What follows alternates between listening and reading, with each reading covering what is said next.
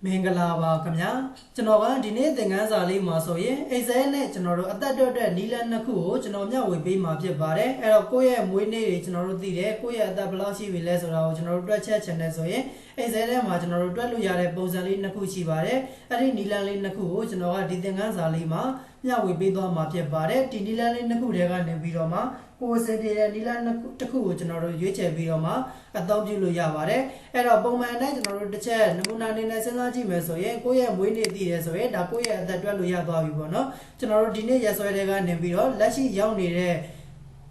ခုနှစ်ထဲကနေပြီးတော့မှကျွန်တော်တို့မွေးသက်တဲ့ခုနှစ်ကိုကျွန်တော်တို့နှုတ်လိုက်တယ်ဆိုရင်ကျွန်တော်တို့ဒီမှာကိုယ့်ရဲ့အသက်ဘယ်လောက်ရှိရဲဆိုတာကျွန်တော်တို့ချက်ချင်းတွန်းပြီးတော့မှထွက်လာမှာဖြစ်ပါတယ်အဲ့တော့ဒါလေးကိုလုပ်ဖို့အတွက်ဆိုရင် Excel ထဲမှာတွက်ချက်ဖို့ရာအတွက်ဆိုရင်ရိုးကျွန်တော်တို့တန်းပြီးတော့မှဒီနေ့ရက်စွဲ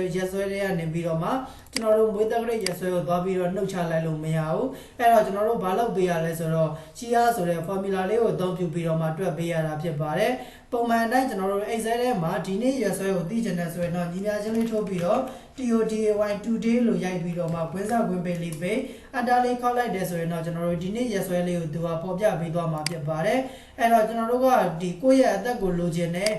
ညီမချင်းလေးထိုးပြီးတော့မှဒီနေ့ရက်စွဲတွေကနေပြီးတော့အနှုတ်ကျွန်တော်တို့မွေးသက်ကလေးခုနှစ်ကိုကျွန်တော်တို့ဒီမှာနှုတ်လိုက်မယ်အတားလေးခောက်လိုက်ရင်သူကအဖြေမထွက်ပေးနိုင်ဘူးပေါ့နော်အဲ့တော့ဒီလိုမျိုးတွေကျွန်တော်တို့သွားပြီးတော့လုပ်လို့မရတော့ဘူးကျွန်တော်တို့ကညီမချင်းလေးထိုးပြီးတော့မှအသက်ကိုတွက်ချင်တာဖြစ်တဲ့အတွက် y ရေရကြီးရလို့ရိုက်ပေးရပါတယ်ပြီးရင်တော့တက်လေးခုံလိုက်မယ် CDL number ကျွန်တော်တို့လိုချင်တာကအသက်ကိုလိုချင်တယ်ဒီနေ့ရက်စွဲတွေကနေပြီးတော့မှကျွန်တော်တို့မွေးသက်ကလေးခုနှစ်ကိုသွားပြီးတော့မှနှုတ်ပေးရမှာဒါအောင်မှလိုချင်တာကအသက်ဖြစ်တဲ့အတွက်ကျွန်တော်တို့ညီမချင်းလေးထိုးပြီးတော့မှ GR ဆိုတဲ့ formula လေးနဲ့တွက်ပေးရတာဖြစ်ပါတယ်အဲ့တော့ GR တက်လေးကုန်လိုက်တယ် CDL number တောင်းတယ်ကျွန်တော်တို့ကဒီနေ့ရက်စွဲတွေကနေနှုတ်ချင်တာဖြစ်တဲ့အတွက် today ခွဲစားခွဲပိတ်လေးပိတ်ပါမယ်ပြီးရင်တော့ခွဲလေးထပ်ပြီးတော့ပိတ်လိုက်မယ်အနှုတ်ပြီးရင်တော့ခွဲလေးပြန်စားပါမယ် y ရေရကြီးရတက်လေးကုန်လိုက်ပါမယ်ကျွန်တော်တို့ဒီရက်စွဲလေးကိုနှုတ်ပါမယ်ခွဲပိတ်မယ်နောက်ထပ်ခွဲလေးတစ်ခွဲထပ်ပြီးတော့ပိတ်လိုက်မယ်ဆိုလိုတဲ့သဘောကကျွန်တော်တို့ရှာချင်တာကအသက်ကိုရှာချင်တယ်ဒီနေ့ခုနှစ်ထဲကနေပြီးတော့မှ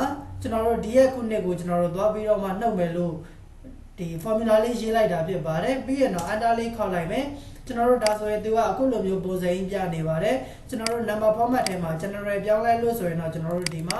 ခုနှစ်လေးတွေကျွန်တော်တို့အသက်ထွက်လာပြီဖြစ်ပါတယ်အဲ့တော့ဒါကတော့ကျွန်တော်တို့တနည်းပေါ့နော်ဒါကကျွန်တော်တို့အလွယ်တကူ Excel ထဲမှာကျွန်တော်တို့နှစ်အနေနဲ့ကျွန်တော်တို့ပြောင်းပြီးတော့မှရှာလိုက်တဲ့နီလန်းလေးဖြစ်ပါတယ်တကယ်လို့ကိုကဒီလိုမျိုးမရှာချင်ဘူးဆိုရင်နောက်ထပ်တနည်းနဲ့ကျွန်တော်တို့ထပ်ပြီးတော့ရှာလို့ရသေးတယ်နောက်တနည်းကတော့ကျွန်တော်တို့ရှက်ဆွဲတွေရဲ့ခြားနှမ်းချက်ကိုသိချင်တာဖြစ်တဲ့အတွက်ကျွန်တော်တို့ date ဆိုတဲ့ function လေးနဲ့အသုံးပြုပြီးတော့မှတွက်ချက်ပေးလို့ရပါတယ်ဒါကြောင့်ညီမချင်းလေးထိုးလိုက်မယ် DAT DIF date လို့ရလိုက်ပါတယ်ခွဲလေးစလိုက်မယ် date ရဲ့သဘောတရားလေးကသူက static undate ပြီးရင်တော့ interval unit ဆိုပြီးတော့ဒီပါရှိတာဖြစ်ပါတယ် static ဆိုတာကတော့ကျွန်တော်တို့ဒီမှာကိုယ့်ရဲ့မွေးသက်ကလေးခုနှစ်လေးကိုကျွန်တော်တို့ဆက်လက်ပေးရပါမယ်ပြီးရင်တော့ undate ကတော့ကျွန်တော်တို့ဒီနေ့ရက်စွဲလေးဖြစ်တဲ့အတွက်ဒီနေ့ရက်စွဲကိုလိုချင်တယ်ဆိုရင် TODAY today ခွဲစားခွဲပိတ်ပါ ကျွန်တော်တို့လိုချင်တာကအသက်ကိုလိုချင်တာဖြစ်တဲ့အတွက်တပယ်ကုံလေးအတွင်းမှာ y လို့ရိုက်ပြီးတော့မှရေးထည့်ပေးရပါမယ် y ဆိုတာကတော့ကျွန်တော်တို့ရေးအားကိုစားပြုပါတယ်စာသားဖြစ်တဲ့အတွက်ကျွန်တော်တို့တပယ်ကုံထဲမှာကျွန်တော်တို့ထည့်ပေးရပါတယ်ပြီးပြီးတော့ကျွန်တော်တို့ကွဲလေးပြန်ပေးအန်တာလေးခောက်လိုက်တာနဲ့တပြိုင်နက်ကျွန်တော်တို့ဒီမှာအသက်33နှစ်ဆိုပြီးတော့မှကျွန်တော်တို့ထွက်လာပါတယ်အော်တိုဖေးလေးဆွဲလိုက်တယ်ဆိုရင်တော့အောက်ကဆဲခွက်ဒီမှာတခါတည်းအသက်တွေကိုသူချက်ချင်းတန်းပြီးတော့မှတွက်ချက်ပေးသွားမှာဖြစ်ပါတယ်အဲ့တော့ဒီက formula လေးနှစ်ခုကိုကျွန်တော်တို့နှိုင်းယှဉ်ကြည့်လိုက်လို့ဆိုရင်တော့ရှေ့ရ formula လေးကကျွန်တော်တို့အသက်တွေကိုပဲတွက်ချက်ပေးနိုင်တယ်နောက်က formula လေးကတော့ကိုကအသက်ကိုလိုချင်တာမဟုတ်ဘူးကျွန်တော်တို့လအနေနဲ့ကြည့်ချင်တယ်ရက်စွဲအနေနဲ့ကြည့်ချင်ပါတယ်ဆိုရင်ကျွန်တော်တို့နောက်က date ဆိုတဲ့ formula လေးကလအနေနဲ့ကြည့်လို့ရတယ်ရက်အနေနဲ့လည်းကျွန်တော်တို့ကြည့်လို့ရတယ်ပေါ့နော်အဲ့တော့ဒါဆိုရင်ကျွန်တော်တို့ကအခုလောလောဆယ်နှစ်အနေနဲ့ကြည့်ချင်တာဖြစ်တဲ့အတွက် y လို့ရေးထားခဲ့ပါတယ်တကယ်လို့ကိုကလအနေနဲ့ကြည့်ချင်တယ်ဆိုရင်တော့ y နေရာမှာ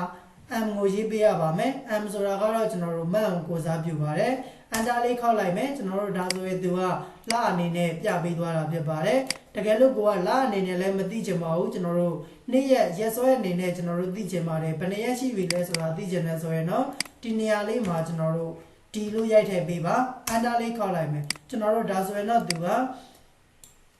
ရက်အနေနဲ့ဖော်ပြပေးသွားမှာဖြစ်ပါတယ်အဲ့တော့တကယ်လို့ကိုကနှစ်အနေနဲ့လည်းမသိချင်ဘူး လာအနေနဲ့ရက်အနေနဲ့လည်းမသိချင်ဘူးနှစ်တစ်နှစ်ရဲ့ကျွန်တော်တို့နောက်ဆုံးရက်ဒီနောက်ဆုံးလကိုသိချင်တယ်တစ်နှစ်နဲ့ဘယ်နှလရှိသွားပါပြီတစ်နှစ်နဲ့ဘယ်နှရက်ရှိသွားပါပြီဒီလိုမျိုးတွေလည်းကျွန်တော်တို့ day function မှာကျွန်တော်တို့ကြည့်လို့ရပါတယ်အဲ့တော့တကယ်လို့ကိုကနှစ်တစ်နှစ်ရဲ့အစွန်းထွက်လကိုသိချင်တယ်ဆိုရင်เนาะကျွန်တော်တို့ ym ဆိုပြီးတော့ရိုက်ထည့်ပေးရပါမယ်တကယ်လို့ကိုကနှစ်တစ်နှစ်ရဲ့အစွန်းထွက်ရက်ကိုသိချင်တယ်ဆိုရင်เนาะ yd ဆိုပြီးတော့ရိုက်ထည့်ပေးရပါမယ်အတားလေးခောက်ပေးလိုက်ပါမယ်ဒါဆိုရင်တော့သူကအသက်33နှစ်နဲ့20ရက်ရှိသွားပြီပေါ့เนาะဒီလိုမျိုးပုံစံကျွန်တော်တို့သိရပါတယ်အခုဒီမှာဆိုရင်လည်းကျွန်တော်တို့ဒီမှာဆိုရင်26နှစ်နဲ့48ရက်ကျွန်တော်တို့ကြော်လွန်သွားပြီပေါ့เนาะဒီလိုမျိုးပုံစံလေးတွေကျွန်တော်တို့ကြည့်လိုက်လို့ရသွားပါပြီဒါကတော့ကျွန်တော်တို့ Excel ထဲမှာအသက်တွက်တဲ့နီလန်လေးနှစ်ခုဖြစ်ပါတယ်အဲ့တော့ဒီနီလန်နှစ်ခုတွေကနေပြီးတော့မှကိုယ်အစဉ်ပြေတဲ့နီလန်တစ်ခုကိုကျွန်တော်တို့အသုံးပြုပြီးတော့မှကိုယ့်ရဲ့အသက်တွေကိုကျွန်တော်တို့တွက်ချက်နိုင်မှာဖြစ်ပါတယ်ဒါဆိုဒီသင်ခန်းစာလေးကိုနားလည်လောက်မယ်လို့ထင်တယ်ကိုယ်ရဲ့လက်တွေ့လိုက်ပြီးတော့မှလေ့ကျင့်ကြည့်ပေးပါအကယ်၍ကိုယ်ရဲ့လေ့ကျင့်ကြည့်တဲ့အခါမှာကျွန်တော်တို့မရတဲ့နေရာလေးတွေရှိတယ်ကျွန်တော်သင်ပေးတာနားမလည်လိုက်တဲ့နေရာလေးတွေရှိတယ်ဆိုရင်လည်းကျွန်တော်ကိုပြန်ပြီးတော့မေးမြန်းပေးလို့ရပါတယ်အခုဒါဆိုရင်တော့ကျွန်တော်ဒီသင်ခန်းစာလေးကိုဒီမှာပဲရှင်းနားလိုက်ပါမယ်ခင်ဗျာအားလုံးအဆင်ပြေကြပါစေခင်ဗျာ